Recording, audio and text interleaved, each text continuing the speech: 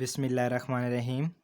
Dear students, today I will like to discuss most important question from chapter Solutions, Colligative Properties and Surface Chemistry. तो बहुत important chapter है, बहुत इसकी application है collides के, specially surface chemistry की और सॉल्यूशंस की। तो इस लिहाज से बहुत वेरी इम्पोर्टेंट चैप्टर है। लास्ट टाइम क्वेश्चन भी लेक्चरर के एग्ज़ाम में कोलाइड्स के रिलेटेड एटलीस्ट 2 क्वेश्चन पूछे गए थे सिर्फ कोलाइड्स में से, तो इसलिए बहुत इम्पोर्टेंट चैप्टर है। तो चलें इसके जो हम इम्पोर्टेंट क्वेश्चन जो हैं एग्ज़ाम के हवाले से वो डिस्कस करेंगे। तो स्टार्ट करते हैं। फर्स्ट क्वेश्चन है, in solution which one is more in amount. तो सॉल्यूशन में सबसे ज़्यादा, बहुत इजी क्वेश्चन है, सॉल्यूशन में जो लार्जर इन क्वांटिटी कंपोनेंट होता है उसे कहते हैं सॉल्वेंट। उसके बाद नेक्स्ट क्वेश्चन है, if 11 gram of oxalic acid dissolve in 500 ml of solution density this what is mass percent of oxalic acid. तो एक तो इसमें हमारे पास सल्यूट का जो मैस है वो हमारे पास है 11 ग्राम। अब हम यहाँ से फाइंड करेंगे सॉल्यूशन का मैस। तो सॉल्यूशन का हमारे पास सॉल्यूशन का मैस हो जाएगा जैसे density mass per unit volume, तो यहाँ से हम करेंगे mass density multiply by volume. तो यहाँ पे वॉल्यूम कितना है, वो है 500 और डेंसिटी है 1.1। तो अब यहाँ से हम देखेंगे कि सॉल्यूशन का हमारे पास कितना आ गया। सॉल्यूशन का हमारे पास जो मैस आ गया वो आया 550 ग्राम। अब यहाँ से फाइंड करेंगे परसेंटेज मैस बाई मैस, तो यहाँ से हमारे पास ये आ जाएगा percentage mass by mass is equal to यहाँ पे 11 डिवाइडेड बाई 55 550 मल्टीप्लाई बाई 100। तो यहाँ से जब इसका कैलकुलेशन करेंगे तो इससे आंसर आ जाएगा, ये इसको देखते हैं, इसका कैलकुलेशन करते हैं, ये इससे कैंसिल हो जाएगा, ये 11 से ये 5 to 10/5 यहाँ पे 2% इसका आंसर आ जाएगा। तो नेक्स्ट है, what is the mole fraction of solute in 2.5 molar aqueous solution. तो ये है मोलैलिटी का सॉल्यूशन। तो इसमें तो एग्जैक्ट 2 मोल हमारे पास सल्यूट के हैं। और उसके बाद इसमें सॉल्वेंट का क्योंकि मोलर सॉल्यूशन है तो इसमें 1000 ग्राम होगा वाटर का। अब सबसे पहले तो हमें जब भी मोल फ्रैक्शन फाइंड करनी होती है तो कोई भी सॉल्यूशन होता है उसके अंदर जो कंपोनेंट्स होते हैं जैसे सॉल्यूट सॉल्वेंट्स, तो उसके मोल फाइंड करने होते हैं। तो यहाँ पे अगर देखें 2.5 मोलर एक्वस सॉल्यूशन में जो वाटर है इसके कितने मोल होंगे, यहाँ पे वाटर होगा 1000 इसका होगा मैस होगा कि ग्राम में, और इसको डिवाइड करेंगे इसके मोलर मैस पे। तो यहाँ पे वाटर के हमारे पास मोल आ जाएंगे 55 ये आ जाएंगे 1000 को डिवाइड करेंगे 18 पे, ये मोलर मैस है। तो ये 55.555 तो ये 56 हो गए। तो ये वाटर के यहाँ पे मोल्स हैं। अब यहाँ पे हमने फाइंड करने हैं मोल फ्रैक्शन ऑफ सॉल्यूट। तो मोल फ्रैक्शन ऑफ सल्यूट जो है यानी x2 इसको चलो कह लें। ये मोल फ्रैक्शन क्या होगा, number of moles of solute divided by total number of moles, यानी सॉल्वेंट के मोल्स और सल्यूट के। तो ये हमारे पास 2.5 डिवाइडेड बाई 55.56 प्लस ये आ जाएगा 2.5। तो इससे हमारे पास ये तो आ जाएगा 2.5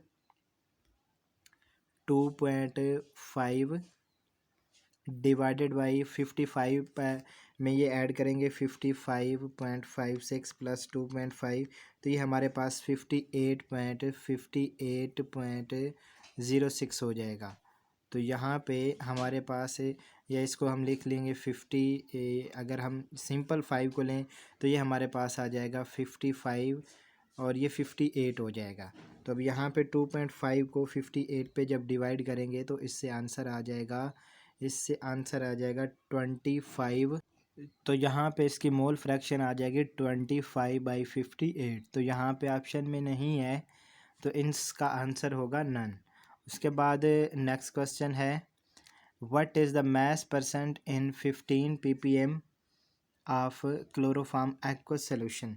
तो यहाँ पे सबसे पहले तो हम इसमें देखेंगे कि हमारे पास ये जो है इसका आ रहा है मैस इसका है इसका 15 ppm है।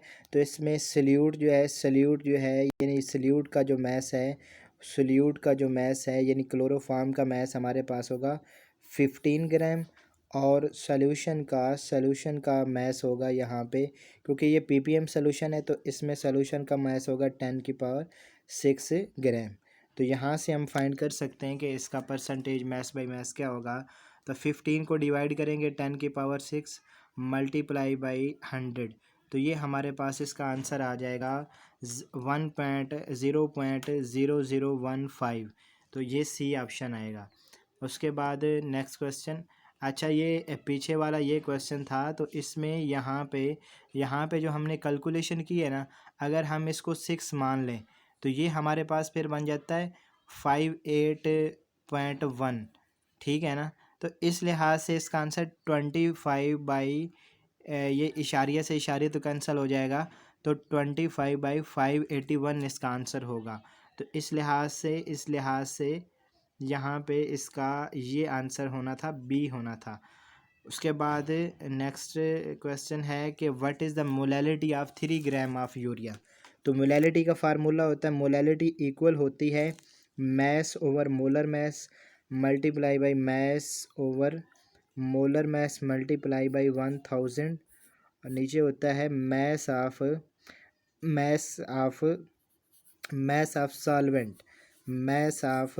सॉल्वेंट इन ग्राम, यानी अगर 1000 होगा तो हम नीचे ग्राम में ही लिखेंगे। तो यहाँ पे ये 3 ग्राम है, 3 को 60 पे डिवाइड करेंगे, यूरिया का मोलर मैस 60 होता है, मल्टीप्लाई 1000, ये हमारे पास आ जाएगा 250 ml है। ग्राम में भी वाटर का उतना ही मैस होगा, 250 ml is equal to 250 gram, because water has density 1 gram per centimetre cube.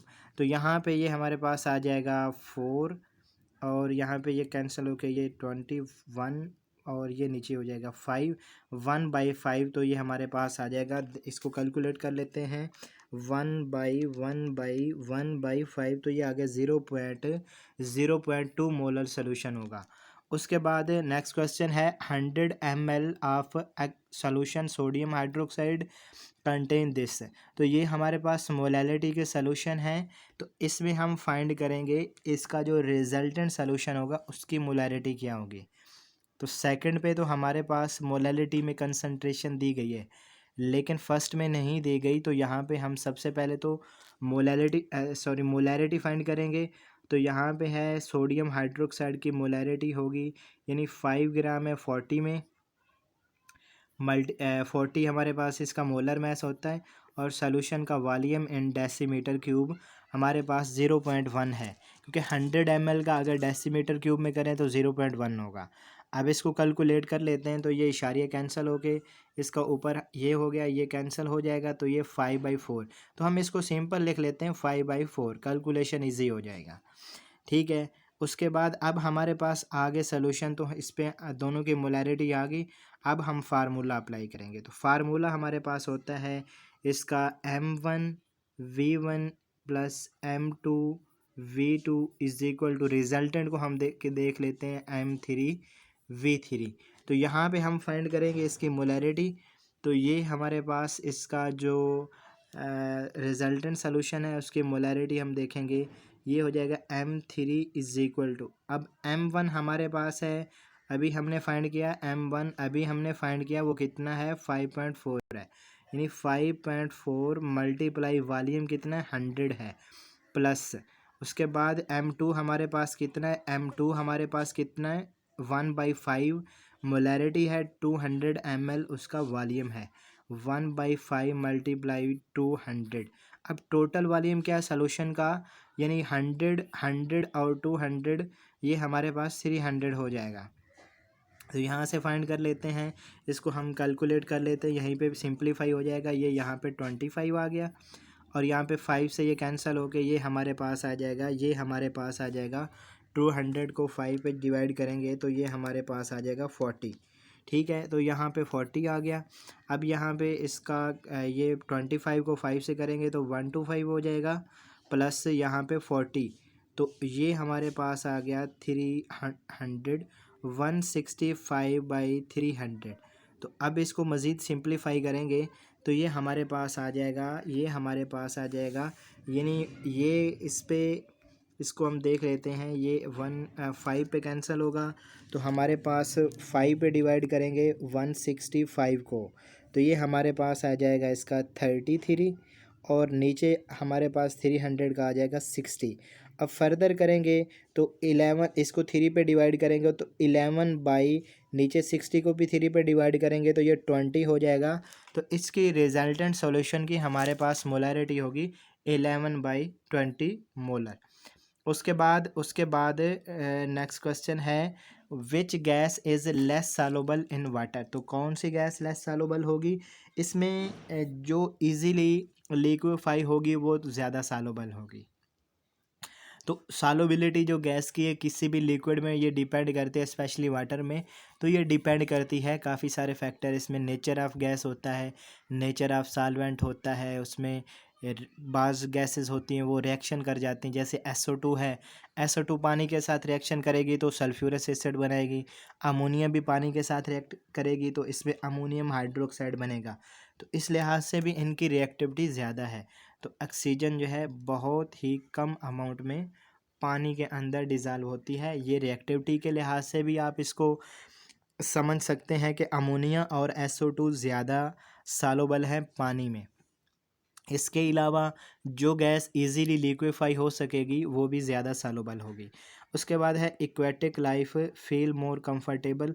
Aquatic life यानी जो समुद्री मखलूक है, आबी मखलूक है, वो कब कंफर्टेबल फील करेगी, तो जब ऑक्सीजन का पानी में डेजोल्यूशन ज़्यादा होगा वो ज़्यादा कंफर्टेबल फील करेंगे। तो ऑक्सीजन का जो डेजोल्यूशन है, कोई भी गैस है लो टेम्परेचर पे गैसेस ज़्यादा सॉल्युबल होती हैं। तो यहाँ पे विंटर सीज़न में क्योंकि सर्दियों में टेम्परेचर कम होता है तो ऑक्सीजन का डेजोल्यूशन ज़्यादा होगा, तो ऑक्सीजन ज़्यादा अवेल होगी एक्वेटिक लाइफ को, तो इस लिहाज से वो कंफर्टेबल फील करेंगी। तो इसका आंसर होगा विंटर सीज़न।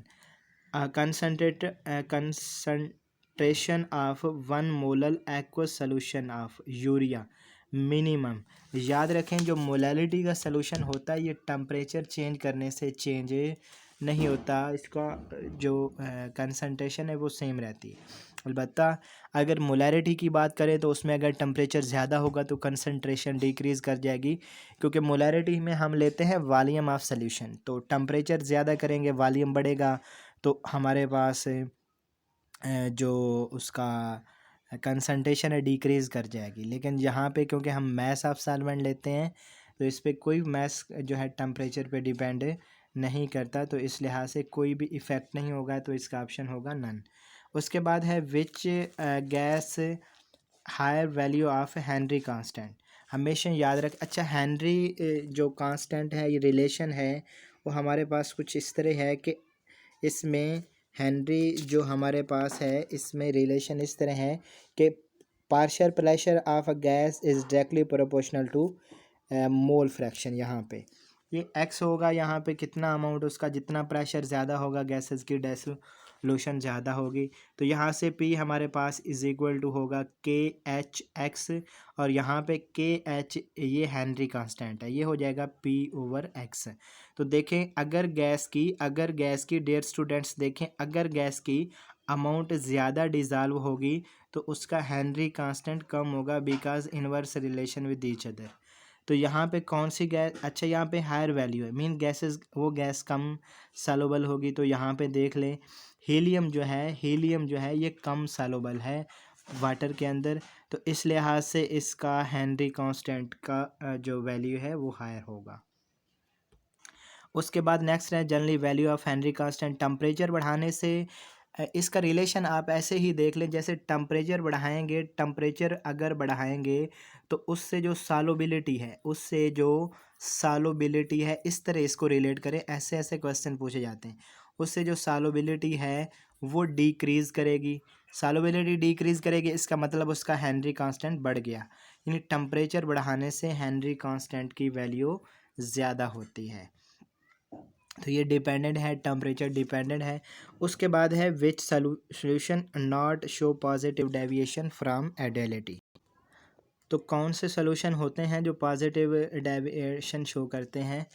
अच्छा, एक चीज़ यहाँ पे कुछ स्टूडेंट्स को कन्फ्यूजन होती है कि हम कैसे देखेंगे कि कौन सा सलूशन आइडियल है, कौन सा नॉन आइडियल। बहुत इंपॉर्टेंट बात जो अभी मैं बताने लगा हूँ, यानी उसमें डेविएशन शो करेगा नहीं करेगा, और कब वो पॉजिटिव शो करेगा। अच्छा, जब ये तो पॉजिटिव डेविएशन, ये उसमें ये तो है आइडिया है आपको कि उसमें जो फोर्सेस ऑफ अट्रैक्शन है वो वीक पड़ जाती हैं एज अ इंडिविजुअल जब एग्जिस्ट कर रहे होते हैं सॉल्यूशन के कंपोनेंट्स। तो इसमें ये जैसे यहाँ पे इथाइल अल्कोहल साइक्लोहेक्सेन है, तो ये पॉजिटिव डेविएशन शो करते। अब ये कैसे पता चलेगा। अब देखें, इथाइल अल्कोहल में हाइड्रोजन बॉन्डिंग है, साइक्लोहेक्सेन में वांडरवाल फोर्सेस हैं, लेकिन जब उसमें इथाइल अल्कोहल में हम डालेंगे साइक्लोहेक्सेन, तो जो हाइड्रोजन बॉन्डिंग होगी ना इथाइल अल्कोहल के मॉलिक्यूल के बिटवीन, उसमें थोड़ा इंटरफेयर करेगा साइक्लोहेक्सेन, तो वो बॉन्डिंग वीक पड़ जाएगी, फोर्सेस वीक पड़ जाएंगी, तो इस लिहाज से ये पॉजिटिव डेविएशन शो करेगा। ठीक है, इसी तरह एसीटोन में डाइपोल इंटरेक्शन है, CS2 में भी डाइपोल इंटरेक्शन, एसीटोल में डाइपोल डाइपोल इंटरेक्शन। अब CS2 डालेंगे तो ये भी इफ़ेक्ट होगा, तो इससे भी फोर्सेस वीक हो जाएंगी। अब वाटर इथाइल अल्कोहल है, तो इसमें भी वाटर में मैक्सिमम हाइड्रोजन बॉन्डिंग होती है, लेकिन जब इथाइल अल्कोहल डालेंगे तो उसमें ऐड करेंगे, सॉल्यूशन बनेगा, तो उससे फोर्सेस वीक पड़ जाएंगी। पानी की हाइड्रोजन बॉन्डिंग यानी इंडिविजुअल जैसे एग्जिस्ट कर रही थी ना, तो उसमें एक ऐसा मॉलिक्यूल आ गया जिसकी वजह से हाइड्रोजन बॉन्डिंग कुछ वीक पड़ रही है, तो इस लिहाज से ये भी पॉजिटिव डेविएशन शो करेगा। तो क्वेश्चन नंबर 12 में सभी पॉजिटिव डेविएशन ही शो करते हैं, तो इसका ऑप्शन होगा लास्ट। उसके बाद है विच शो नेगेटिव डेविएशन। तो नेगेटिव डेविएशन में उसका इंटरेक्शन बढ़ जाता है, नेगेटिव डेविएशन में यानी जो फोर्सेस हैं वो स्ट्रांग हो जाती हैं, तो इसी से जो हमारे पास है वो बॉइलिंग पॉइंट भी इंक्रीज़ हो जाता है, उसका वेपर प्रेशर भी कम हो जाएगा। तो यहाँ से तो नेगेटिव डेविएशन कब होगा, यहाँ पे हमारे पास है क्लोरोफॉर्म एसीटोन है। अब क्लोरोफॉर्म में हमारे पास हो गया डाइपोल डाइपोल फोर्सेस, एसीटोन में भी डाइपोल डाइपोल फोर्सेस हैं, लेकिन जब इनको मिक्स करेंगे तो हाइड्रोजन बॉन्डिंग बनेगी। इसका मतलब पहले से फोर्सेस स्ट्रांग होगी, बॉइलिंग पॉइंट बढ़ गया, वेपर प्रेशर डिक्रीज कर गया, नेगेटिव डेविएशन होगा, नेगेटिव डेविएशन होगा। अच्छा, डाई इथाइल ईथर क्लोरोफॉर्म की अगर बात करें, तो डाई इथाइल ईथर में तो वांडरवाल फोर्सेस होती है, यानी हाइड्रोजन बॉन्डिंग भी नहीं होती है इसमें ना। तो अगर क्लोरोफॉर्म की बात करें तो इसमें डाइपोल डाइपोल फोर्सेस होती हैं, लेकिन जब क्लोरोफॉर्म को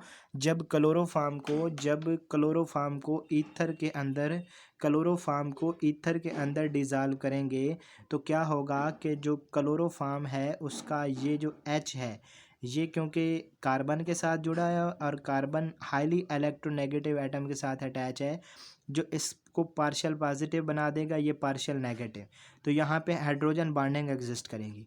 अब डाईइथाइल ईथर में वीक फोर्सेस थी, वांडरवाल थी, क्लोरोफॉर्म में भी डाइपोल डाइपोल फोर्सेस थी, लेकिन जब ये आपस में मिक्स किया इनको, तो इनमें हाइड्रोजन बॉन्डिंग एग्जिस्ट की, तो इस वजह से फिर इनके दरमियान क्या होगा, बॉइलिंग पॉइंट इंक्रीज़ करेगा, फोर्सेस स्ट्रांग हो जाएंगी, वेपर प्रेशर डिक्रीज़ कर जाएगा, तो ये भी नेगेटिव डेविएशन ही शो करेगा। तो ऐसे क्वेश्चन पूछे जाते हैं, बहुत इंपॉर्टेंट, इसको अच्छे से जो भी क्विज़ होते हैं, तो डियर स्टूडेंट्स आप इसके नोट्स बनाएं, उससे फ़ायदा होगा कि आप उसको बार बार रिवाइज़ करने का भी आपको मौका मिलेगा उसको, तो ये आपको फ़ायदा देंगे आने वाले जो आप कॉम्पिटिटिव एग्ज़ाम में जब अपेयर होंगे। तो इस तरह के जो है ये जो अभी बात आपको बताई, इसको आपने नोट करना है कि कैसे हम इससे आइडिया लगाएंगे कि ये फलां सॉल्यूशन पॉजिटिव डेविएशन शो करेगा या नेगेटिव शो करेगा। ठीक हो गया। उसके बाद यहाँ पे सॉरी यहाँ पे जो ऑप्शन होगा वो नन तो नहीं होगा, बोथ होगा, दोनों नेगेटिव डेविएशन शो कर रहे हैं। उसके बाद है a cooler solution is formed by mixing, यानी सोल्यूशन हमने दो लिक्विड को मिक्स किया, मिक्स करने से सोल्यूशन क्या हो गया, कूल डाउन हो गया, ठंडा पड़ गया। तो इसका मतलब उसमें जो फोर्सेज हैं वो वीक हैं, क्योंकि जितना फोर्सेस स्ट्रांग होंगी ना उतनी एनर्जी ज़्यादा रिलीज़ होगी, और अगर फोर्सेस वीक होंगी तो इसका मतलब कम एनर्जी। बल्कि ऐसे सोल्यूशन जो एंडोथर्मिक होते हैं उन्हें एनर्जी प्रोवाइड करनी पड़ती है। तो ये सोल्यूशन यानी फोर्सेस वीक पड़ गई ना, तो वीक फोर्सेस होंगी तो इसका मतलब ये क्या शो करेंगे, पॉजिटिव डेविएशन शो करेंगे, ठीक है, नेगेटिव डेविएशन शो नहीं करेंगे। और अगर पॉजिटिव डेविएशन शो करेंगे तो फिर इनका जो वॉल्यूम है वो मैक्सिमम हो जाएगा। इनका जो वॉल्यूम है यानी फोर्सेस वीक होंगी तो वॉल्यूम इनका मैक्सिमम हो जाएगा। तो इसका ऑप्शन होगा ए एंड सी, इसका ऑप्शन होगा ए एंड सी, ये ऑप्शन होगा। उसके बाद नेक्स्ट क्वेश्चन है टू लिक्विड बॉयल्स, दो लिक्विड्स हैं, सपोज कर लें ए लिक्विड है वो 140 डिग्री पे बॉयल कर रहा है और बी लिक्विड है 190 पे बॉयल हो रहा है। तो यहाँ पे कौन सा 80 डिग्री सेम टेम्परेचर है, कांस्टेंट है, तो मैक्सिमम उसी के ही वेपर प्रेशर ज़्यादा होगा जिसका बॉइलिंग पॉइंट कम होगा। तो फर्स्ट वन है इसका आंसर। Blood cell is isotonic, isotonic वो सोल्यूशन होते हैं जिनका सेम ओस्मोटिक प्रेशर होता है। तो यहाँ पे ब्लड सेल जो है ये आइसोटोनिक होता है 0.9% सोडियम क्लोराइड के साथ। तो यहाँ पे अगर हम ब्लड सेल को 1.2% सोडियम क्लोराइड में रख देंगे सोल्यूशन में, ब्लड सेल को उसके अंदर हम उसको प्लेस करेंगे तो क्या होगा। अब उसमें ये है कि इसका जो डाइल्यूट सोल्यूशन है, क्योंकि blood cell as compare to 1.25% aqueous solution of sodium chloride, तो इसमें अस्मोसिस होगी। और अस्मोसिस कैसे होगी कि ब्लड सेल जो है वो हाइपोटोनिक है, डाइल्यूट सोल्यूशन है। हाइपोटोनिक ऐसे सोल्यूशन होते हैं जिनमें सल्यूट की कंसनट्रेशन कम होती है with respect to other solution. तो हाइपोटोनिक सोल्यूशन होगा ब्लड सेल, और ये यहाँ से ओस्मोसिस होगी टुवर्ड हाइपरटोनिक यानी सोडियम क्लोराइड। यानी ओस्मोसिस होती है हमेशा कम कंसनट्रेटेड सोल्यूशन वाले से ज़्यादा कंसनट्रेटेड सोल्यूशन वाले की तरफ। तो यहाँ पे ओस्मोसिस होगी, ब्लड सेल में से वाटर जो है वो रिमूव होगा तो ब्लड सेल श्रिंक हो जाएगा, सिकुड़ जाएगा, ठीक है। तो इसका ऑप्शन होगा श्रिंकेज। अगर उसमें हम हाइपोटोनिक में रखते हैं तो फिर स्वेलिंग होगी और स्वेलिंग से बस्टिंग होती है, ठीक है। तो बहरहाल इसका ऑप्शन ए होगा। उसके बाद है when mercuric iodide is added in aqueous potassium iodide solution depression in freezing point.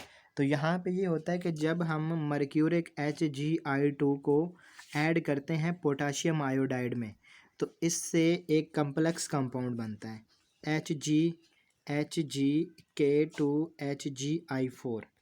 K2 यहाँ पे 2 मोल होते हैं, HgI4 ये एक कम्प्लेक्स कंपाउंड बनता है।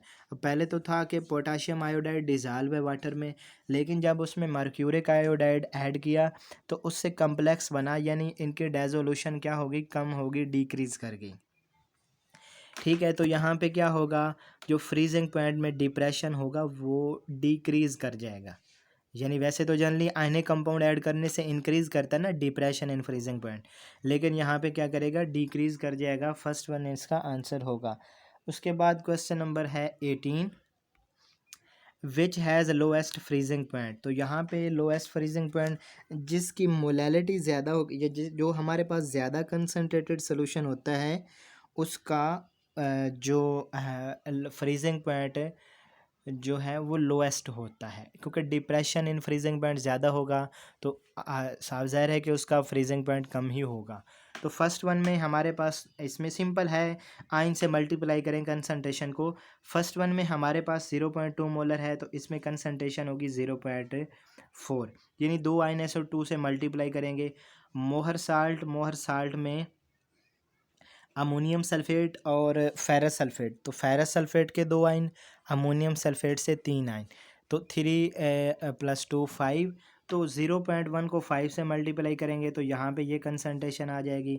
इसी तरह यहाँ पे 0.2 मोलर, तो यहाँ पे क्योंकि 3 आयन है, एक कार्बोनेट और 2 सोडियम आयन, तो यहाँ पे कंसंट्रेशन 3 आयन को मल्टीप्लाई करेंगे 2 से, तो ये हो जाएगा 0.6। अब आपको बताया कि जहाँ पे कंसंट्रेशन ज़्यादा होगी उसमें फ्रीजिंग पॉइंट में डिप्रेशन कम ज़्यादा होगा, तो उस सॉल्यूशन का फ्रीजिंग पॉइंट लोएस्ट होगा, तो इसमें हमारे पास सी ऑप्शन होगा। उसके बाद है number of moles of sodium chloride in 3। बहुत इजी क्वेश्चन है। तो इसमें हमारे पास ये है कि मोल्स दिए हुए हैं, मोलैरिटी दी हुई है और सोल्यूशन का वॉल्यूम भी दिया हुआ है, हमने मोल फाइंड करना है। तो सिंपल है इसका फार्मूला कि molarity is equal to mole multiply by volume of solution.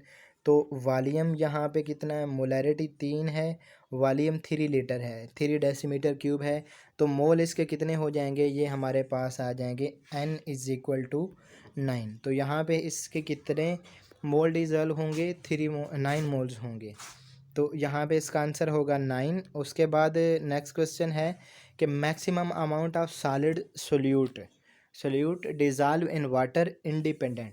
तो याद रखें सोल्यूट सॉलिड होगा या लिक्विड होगा, तो ये डिपेंड नहीं करता प्रेशर पे, क्योंकि प्रेशर चेंज करने से सॉलिड और लिक्विड के वॉल्यूम में इनसिग्निफिकेंट चेंज आता है। तो इस लिहाज से ये प्रेशर इंडिपेंडेंट होते हैं। गैसेज के लिए हम प्रेशर को यूज़ करते हैं, तो यहाँ पे इंडिपेंडेंट होगा प्रेशर पे।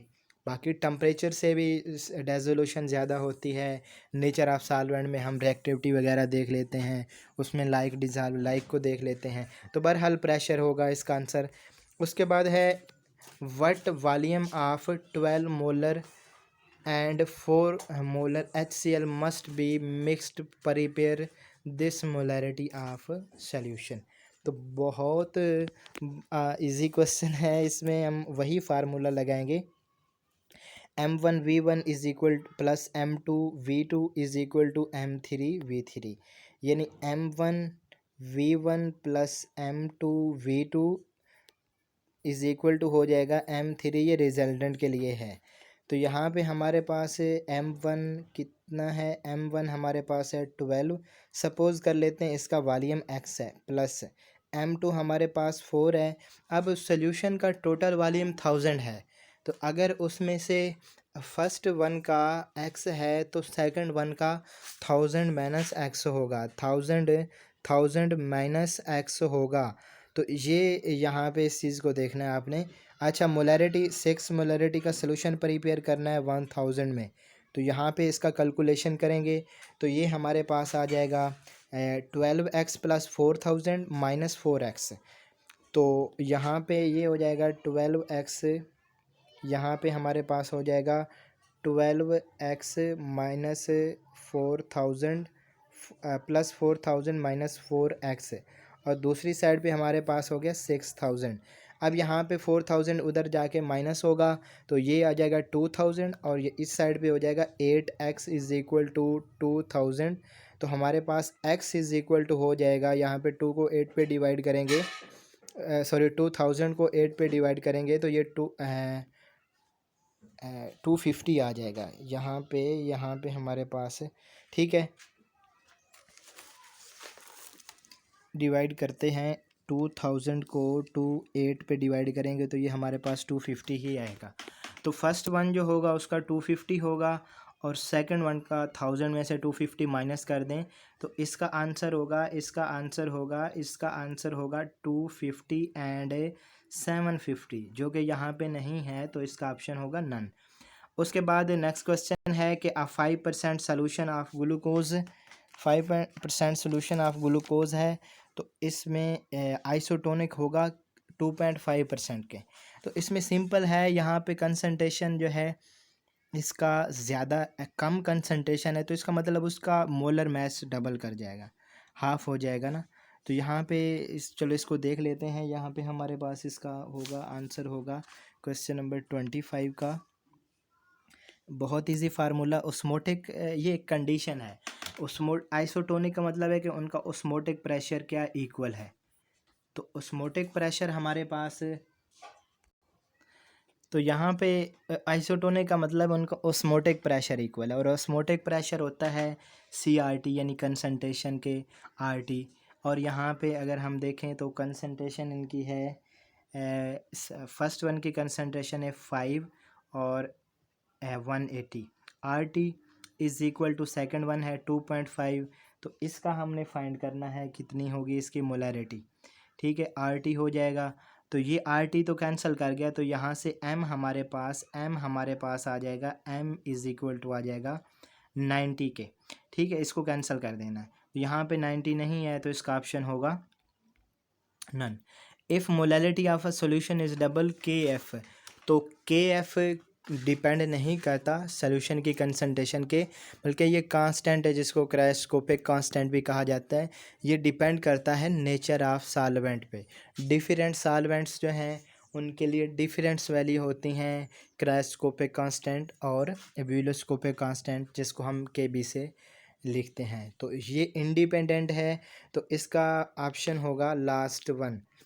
A 6% solution of urea is isotonic with, तो इसमें 6% यूरिया है, तो इसका हम सबसे पहले तो इसकी मोलैरिटी फाइंड करेंगे ना, तो mass over molar mass multiply यहाँ पे, क्योंकि 100 में इसका सोल्यूशन बनाया गया है, तो यहाँ पे वॉल्यूम ऑफ सोल्यूशन होगा डेसीमीटर क्यूब में 0.1। 6% में 100 कंसिडर करेंगे कि हमारे पास 100 ग्राम वाटर का 100 ml है, तो 100 ml यहाँ पे सोल्यूशन, उसका डेसीमीटर क्यूब में वॉल्यूम होगा 0.1। तो ये इशारिये को कैंसिल करके ऊपर 10 ये कैंसिल, और ये हमारे पास आ जाएगा 1 इसका आंसर। तो और कौन सा 1 मोलैरिटी का सोल्यूशन है इसमें? सिंपल है, C ऑप्शन होगा इसका, 1 मोलर ग्लूकोज, और ऊपर जो स्टेटमेंट में है वो 1 मोलर यूरिया का सोल्यूशन है। तो आइसोटोनिक होंगे, यानी सेम ऑस्मोटिक प्रेशर होगा। सेम ऑस्मोटिक प्रेशर उस वक्त किसी भी सॉल्यूशन का होता है जब वो उनकी कंसंट्रेशन सेम होती है, आइसोटोनिक कहलाते हैं। उसके बाद है 4 litre of this sodium chloride aqueous solution was diluted by adding, तो रिजल्टेंट सोल्यूशन का मोलैरिटी क्या होगा? तो सिंपल है, इसका होगा M1V1 is equal to M2V2। अब हमारे पास M1 तो है 0.02 मल्टीप्लाई बाई 4, और M2 हमने फाइंड करना है, जबकि V2 जो है, क्योंकि 100 हमने 1 लीटर ऐड किया तो पहले 4 लीटर था, तो अब कितना हो गया 5। तो ये हमारे पास आ जाएगा M2 इज़ इक्वल टू, ये हमारे पास इससे आंसर आ जाएगा।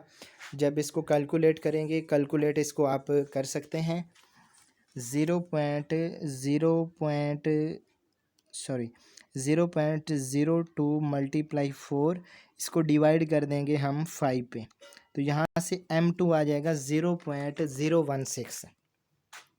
0.016, तो यहाँ पे नहीं है ऑप्शन में, नन होगा। उसके बाद है which gas is more absorb on activated charcoal. Simple, वो गैस ज़्यादा, इसमें काफ़ी सारे फैक्टर डिपेंड, जिस पे गैस की एब्जॉर्प्शन डिपेंड करती है। नेचर ऑफ गैस है, नेचर ऑफ एब्जॉर्बेंट है, उसमें लिक्विफिकेशन है, क्रिटिकल टेम्परेचर है, बहुत से फैक्टर हैं। लेकिन सिंपल है, जिसका क्रिटिकल टेम्परेचर ज़्यादा होगा, जो गैस इजीली लिक्विफाई हो सकेगी, तो वो ज़्यादा एब्जॉर्ब होगी। तो यहाँ पे सिंपल है, SO2 का क्रिटिकल टेम्परेचर ज़्यादा होता है। वैसे भी इसका मैथ ज़्यादा है, तो यहाँ से ये याद रख सकते हैं कि इजीली लिक्विफाई होगी। जनरली यही होता है कि जिनका मैसेज ज़्यादा होता है ना, वो इजीली लिक्विफाई हो जाती हैं, लेकिन उसमें ज़रूरी नहीं है। जैसे CO2 अमोनिया, तो अमोनिया में तो हाइड्रोजन बॉन्डिंग है, तो इस लिहाज से अमोनिया होगी, लेकिन ये कोई फाइनल नहीं है कि ऐसे ही होगा। लेकिन यहाँ इस केस में, क्योंकि CH4 में भी हाइड्रोजन बॉन्डिंग नहीं है, H2 में भी नहीं है, तो इसमें SO2 का मैस ज़्यादा है, तो इजीली लिक्विफाई हो सकेगी। तो इजीली लिक्विफाई जो हो सकती है, उनका क्रिटिकल टेम्परेचर ज़्यादा होता है, और वो गैस ज़्यादा अब्जॉर्ब होगी एक्टिवेटेड चारकोल पे। तो इसका बी ऑप्शन होगा SO2 इन फिज़िकल एब्जॉर्प्शन एंट्रोपी। अब देखें, फिज़िकल एब्जॉर्प्शन जब होती है तो गैस के मालिक्यूल क्योंकि पहले वो काफ़ी रैंडमली मूव कर रहे होते हैं, लेकिन वो जब एब्जॉर्ब होते हैं तो वो बाउंड हो जाते हैं, उनकी रैंडमनेस डिक्रीज़ कर जाती है। उसके बाद है नेक्स्ट क्वेश्चन है, कि when maximum adsorption occur, maximum adsorption कब होगी, यानी एड्जॉर्प्शन स्पॉन्टेनियस है। एड्जॉर्प्शन स्पॉन्टेनियस है mean del G is equal to del H minus T del S. अब ये तो है माइनस में ही है। डेल एच भी एंथैल्पी जो है ये नेगेटिव ही होती है। एड्जॉर्प्शन एक्सोथर्मिक प्रोसेस है, स्पेशली जो फिज़िकल एड्जॉर्प्शन है, क्योंकि उसमें जो है वो वंडरवाल फोर्सेस बनती हैं तो उससे एनर्जी डिक्रीज़ होती है, तो ये भी नेगेटिव होगा। अब एंट्रोपी भी डिक्रीज़ करते, ये भी नेगेटिव साइन होगा। तो अब जब ये कब माइनस होगा, ये उस वक्त माइनस होगा जब डेल एच की वैल्यू लार्ज होगी टी डेल एच से, क्योंकि इसकी वैल्यू लार्ज होगी तो तब भी माइनस में आंसर आएगा। अगर इसकी वैल्यू स्मॉल है तो फिर इसका आंसर जो है वो प्लस में आएगा, तो वो फिर एंडोथर हम वो उसे नॉन स्पॉन्टेनियस में कंसिडर करते हैं। तो इस लिहाज से स्पॉन्टेनियस के लिए डेल जी का होना नेगेटिव है, और डेल जी के नेगेटिव होने के लिए del H greater than T del S, ये कंडीशन है। उसके बाद adsorption of gases on solid independent on temperature पे डिपेंड करती है एड्जॉर्प्शन। उसके बाद नेचर ऑफ गैस पे भी डिपेंड करती हैं, स्पेसिफिक एरिया, तो सभी पे डिपेंड करती हैं, नॉन ऑफ दीज होगा इसका। उसके बाद है the graph plotted between X by M and T at pressure P. तो इसको देख लेते हैं। ये हमारे पास होता है फ्रेंडलिच एड्जॉर्प्शन आइसोथर्म। तो इसका जो ग्राफ है वो कुछ इस, क्योंकि यहाँ पे सिंपल है, ये एक्स बाई एम क्या है कि गैस का कितना अमाउंट एब्जॉर्ब होगा बाई टोटल मैस अब जो हमने वहाँ पे प्रोवाइड किया। तो टेम्परेचर इंक्रीज़ करने से एब्जॉर्प्शन डिक्रीज़ करती है। तो इसका जो ग्राफ है, इसका जो ग्राफ है, इसका जो ग्राफ है, इसका जो ग्राफ है वो इस तरह होगा कि ये एब्जॉर्प्शन टेम्परेचर डिक्रीज़ करने से डिक्रीज़ होती है। तो ये इसको हम कहते हैं, जैसे बॉयल लॉ का भी इसी तरह ग्राफ होता है। जो फर्स्ट ग्राफ है बॉयल लॉ का प्रेशर और वॉल्यूम के दरमियान, तो आइसोथर्म है जो तो यहाँ पे जो हमारे पास होगा, इस ग्राफ को कहते हैं रेक्टेंगुलर हाइपरबोला। क्या कहते हैं? Rectangular hyperbola, rectangular hyperbola. उसके बाद है which act as promoter in Haber process. तो हाइपर प्रोसेस में मोलिब्डेनम ये एक्ट एज अ प्रोमोटर, ये प्रमोट करता है आयरन की एक्टिविटी को। उसके बाद है carbon monoxide react with hydrogen. तो ये कैटलिस्ट की स्पेसिफिसिटी है में से है क्वेश्चन, कि जो कैटलिस्ट होते हैं ये डिफरेंट जो कोई भी सेम रिएक्टेंट्स के अगर हम डिफरेंट कैटलिस्ट यूज़ करते हैं तो वो रिएक्शन को डिफरेंट वे से प्रोडक्ट में चेंज करेंगे। तो यहाँ पे अगर हम कॉपर को यूज़ करते हैं तो फॉर्मल्डिहाइड बनता है, इसका सी ऑप्शन होगा। लेकिन अगर हम इसमें यूज़ करेंगे, निकल को यूज़ करें तो फिर मीथेन और वाटर प्रोड्यूस होता है, ये याद रख लें इसको, ठीक है। और अब मेथनॉल जो है ये इंडस्ट्री में हम मेथनॉल को प्रिपेयर करते हैं, तो इसमें जब जिंक ऑक्साइड और क्रोमियम ऑक्साइड रिएक्टेंट सेम है, रिएक्टेंट क्या है सेम है, लेकिन इसमें क्या है कि कैटलिस्ट की वजह से प्रोडक्ट चेंज हो रही है। तो अगर zinc oxide chromium oxide use करेंगे तो इससे मेथनॉल बनेगा, अगर हम निकल यूज़ करेंगे तो मीथेन और वाटर प्रोड्यूस होगा by the reaction of carbon monoxide and hydrogen, और अगर हम कॉपर यूज़ करेंगे तो फॉर्मल्डिहाइड प्रोड्यूस होगी। तो इसका सी ऑप्शन होगा। Based on physical state disperse and dispersion medium colloids. तो कोलाइड्स की टोटल क्योंकि कोलाइड्स जो हैं ये ओवरऑल हेट्रोजीनियस होते हैं, कोलाइड्स हेट्रोजीनियस होते हैं प्रूव्ड बाय टेंडल इफेक्ट। तो ये इसके लिए फिर टोटल वैसे तो हमारे पास डिस्पर्स फेज़ और डिस्पर्सन मीडियम, ये हमारे पास टोटल अगर हम इनको देखें तो 9 बनते हैं, यानी gas gas liquid gas solid gas gas, तो इसी तरह liquid gas liquid solid liquid liquid, इसी तरह जो है solid gas solid liquid solid solid, तो इस तरह ये 9 टाइप्स हैं। लेकिन हमारे पास जो गैस गैस सॉल्यूशन होते हैं, जो कोलाइड्स होते हैं वो होमोजीनियस होते हैं। तो ये फिर कोलाइडल सिस्टम में आएगा नहीं क्योंकि होमोजीनियस है, क्योंकि गैसेस जो हैं ये मिसिबल होती हैं और इनका ये होमोजीनियस सॉल्यूशन बनाती हैं। तो इस लिहाज से इसकी टोटल 8 टाइप्स हैं based on the physical state of dispersed and dispersion medium. Movement of dispersion medium under the influence of electric field, तो इसको कहते हैं electrophoresis, which is not favourable condition for physical adsorption. Pressure high करेंगे, adsorption ज़्यादा होगी, क्योंकि gas के molecule close हो जाएंगे तो उससे फिर वॉल्यूम डिक्रीज़ कर जाएगा, तो एरिया ऑफ इंटरेक्शन भी उसका ज़्यादा होगा सरफेस के साथ। माइनस डेल एच, तो ये भी ठीक है क्योंकि एनर्जी डिक्रीज़, एंथैल्पी डिक्रीज़ होती है। हाई टेम्परेचर, अगर टेम्परेचर हाई करेंगे तो एड्जॉर्प्शन नहीं होगी, डिक्रीज़ कर जाएगी, बॉन्ड टूट जाएंगे, तो ये फिज़िकल एड्जॉर्प्शन में है। बाकी केमिकल एड्जॉर्प्शन में कुछ केसेस हैं वहाँ पे, यानी फर्स्ट इंक्रीज़ होती, डिक्रीज़ होती है, फिर इंक्रीज़। तो बहरहाल यहाँ पे जो फिज़िकल एड्जॉर्प्शन है इसके लिहाज से हाई टेम्परेचर करने से एड्जॉर्प्शन फेवरेबल नहीं होगी। उसके बाद है colloidal system in which liquid is in solid. तो एरोसोल हमारे पास होते हैं, ये लिक्विड होते हैं गैस के अंदर, लिक्विड यानी लिक्विड जैसे सब्रेज वगैरह होते हैं, तो एरोसोल में लिक्विड गैस का होता है, यानी इसमें डिस्पर्शन मीडियम, डिस्पर्स्ड फेज पूछे गए, तो इसमें लिक्विड है। अगर फोम की बात करें तो इसमें गैस होती है, जैसे ये जो शेविंग क्रीम्स वगैरह होती हैं, तो इसमें हमारे पास हो जाता है गैस लिक्विड के अंदर। उसके बाद अगर जेल की बात करें तो जेल हमारे पास होते हैं liquid in solid, liquid in, तो यहाँ पे पूछा गया a colloidal system in which liquid dispersed in solid, liquid disperse in solid, liquid तो ये लास्ट होगा जेल, और जेल का दूसरा होता है यानी सॉलिड इन लिक्विड होगा तो उसे हम सोल्स कहते हैं। ठीक है, तो यहाँ पे ये होगा हमारे पास, इसका सी ऑप्शन होगा। उसके बाद नेक्स्ट है for adsorption of gas on solid the plot of X by M log of P.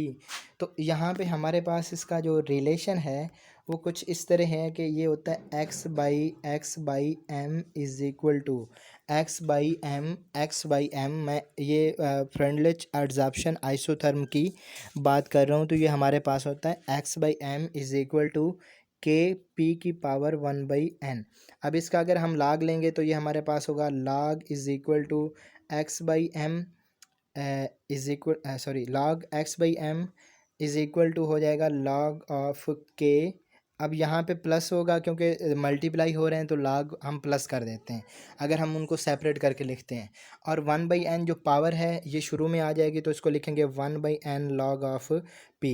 तो ये हमारे पास, क्योंकि यहाँ पे ये p जो है ये वेरिएबल है तो इसी के साथ स्लोप होती है, जैसे mx है तो ये हमारा है mx, तो इसमें 1/n जो है ये स्लोप है, यहाँ पे ऑप्शन में नहीं है। ठीक है, तो इसका नन होगा, यहाँ पे याद रखें ये हमारे पास होती है ना y is equal to M X plus C, तो c इंटरसेप्ट है, यहाँ पे log के इंटरसेप्ट है, log के इंटरसेप्ट है, intercept according to equation of straight line y is equal to M X plus C, ये वो कुछ वैल्यू होती है जो ओरिजिन से अवे जा रही होती है। ठीक है, और हमारे पास नेक्स्ट जो एम एक्स है ये m स्लोप है, जो टेंजेंट वहाँ पे ड्रा किया जाता है स्लोप कहते हैं उसे, टेंजेंट थीटा। उसके बाद x जो है ये वेरिएबल है, तो यहाँ पे क्योंकि log p का रिलेशन है x बाई एम के साथ, यानी प्रेशर ज़्यादा तो एड्जॉर्प्शन ज़्यादा, तो यहाँ पे जो log p के साथ, यानी जैसे यहाँ पे x के साथ जो भी होगा ना, इस तरह log p के साथ जो भी होगा वो इसका क्या होगा, स्लोप होगा। तो 1/n स्लोप है, यहाँ पे नहीं है तो इसका d होगा। During adsorption of gas on solid, तो गैस की जब एड्जॉर्प्शन होती है तो एक तो इसमें डेल जी नेगेटिव होगी, डेल जी भी नेगेटिव होगी। ये एक्सोथर्मिक होता है क्योंकि इसमें बॉन्ड बन रहे होते हैं, वीक वंडर वाल फोर्सेज होती हैं। अगर फिज़िकल एड्जॉर्प्शन की बात करें, दूसरी जो हमारे पास एड्जॉर्प्शन है केमिकल, उसमें तो बहुत एनर्जी रिलीज़ होती है, इसमें तो 20 से 80 किलो जॉल पर मोल एनर्जी रिलीज़ होती है, लेकिन केमिकल एड्जॉर्प्शन में तो 100 अबव एनर्जी रिलीज़ होती है, यानी एंथैल्पी जो है।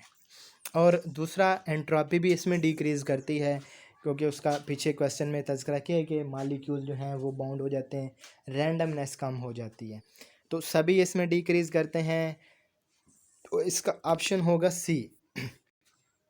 उसके बाद है नेक्स्ट क्वेश्चन है कि इन physical adsorption the force associated, तो फिज़िकल एड्जॉर्प्शन में आयनिक बॉन्डिंग भी नहीं होती, कोवलेंट बॉन्ड भी नहीं होता, हाइड्रोजन बॉन्डिंग भी नहीं होती, बल्कि इसमें होती वांडर वाल फोर्सेस। तो यहाँ पे इसका ऑप्शन होगा लास्ट वन। उसके बाद है has is a colloidal in which dispersed phase is. Has में जो डिस्पर्स फेज है वो क्या होता है, लिक्विड है, गैस है, सॉलिड है। तो है इसमें एक्चुअल में सॉलिड एंड गैस होते हैं। एरोसोल वगैरह इसके एग्जांपल में आते हैं, स्मोक भी इसी एग्जांपल में आता है, हैज़ में ही आते हैं। यानी सॉलिड पार्टिकल जब गैसियस में होंगे तो इसको हम बोलते हैं हैज़। ठीक है, एनवायरमेंटल टर्म है। तो इसमें यहाँ पे हमारे पास डिस्पर्स फेज हमारे पास होती है सॉलिड। तो यहाँ तक ये क्वेश्चन एंड हो गए, solution, colligative properties and surface chemistry. तो बहुत इंपॉर्टेंट क्वेश्चन, इनके नोट्स बनाएं, अच्छे से इनको बार बार रिवाइज़ करें, तो कॉम्पिटिटिव एग्ज़ाम में इंशाल्लाह बहुत फ़ायदा देंगे। उसके बाद नेक्स्ट चैप्टर के क्वेश्चन डिस्कस करेंगे, और वो चैप्टर है अल्डिहाइड्स एंड कीटोन्स। बहुत इंपॉर्टेंट चैप्टर है। वो चैप्टर हम पहले कर रहे हैं जो बहुत ज़्यादा इम्पोर्टेंट है एग्ज़ाम के लिहाज से। तो आप इनके क्वेश्चन जो हैं अच्छे तरीके से उनको आप सुने और रिलेटेड जो है उसकी प्रैक्टिस करें, उसके नोट्स बनाएं। तो इंशाल्लाह एग्ज़ाम से पहले आप जब इसको रिवाइज़ करेंगे तो बहुत ज़्यादा इससे आप सीखेंगे। तो नेक्स्ट इंशाल्लाह अल्डिहाइड्स एंड कीटोन को डिस्कस करेंगे। तो कुछ वक्त के लिए आपसे अल्लाह हाफ़िज़।